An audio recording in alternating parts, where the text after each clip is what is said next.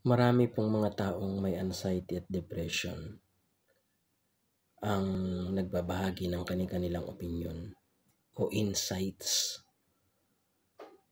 Pero kung kayo po ay nagte-take ng any psychotropic drug, wag po kayong basta-basta maniniwala sa kung sino man ang magsasabi sa inyo. Ang lagi pong paniniwalaan ninyo ay inyong psychiatrist o yung doktor, sapagkat siya lang naman yung authorized at knowledgeable sa gamutan na ibinibigay sa inyo.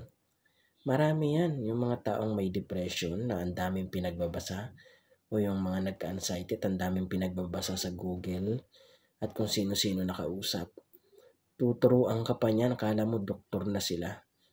At sasabihin pa ng mga yan sa'yo na mali yung ginagawa mo, sa kanila yung tama, sapagkat ito raw yung nabasa nila sa Google, ito raw yung sinabi ng mga nakausap nila na may mga anxiety at depression din. Pero wag kayo magpapadala. Please, kung ayaw niyong madiskaril o masabotahe ang treatment sa inyo, doon lang kayo sa doktor ninyo o sa psychiatrist ninyo makikinig.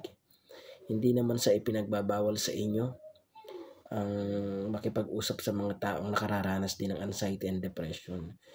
Kahit papaano, may connection ka rin naman sa kanila, nagkakaroon ka ng awareness. Pero yung pag-a-adjust sa gamot, yung paghinto sa gamot, wag niyo pong gagawin yan. Doktor nyo lang.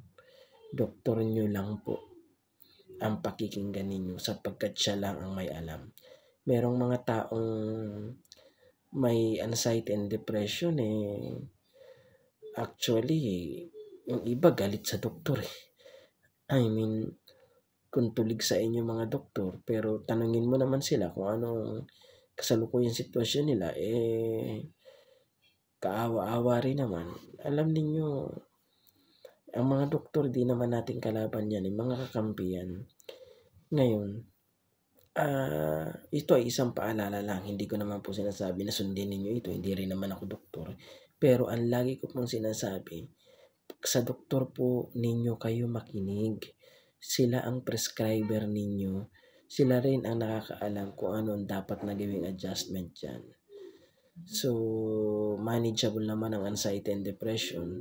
Basta makikipagtulungan lang kayo sa inyong psychiatrist, ay okay na okay po yan. Yun lamang po. Maraming salamat po at magandang araw sa inyong lahat.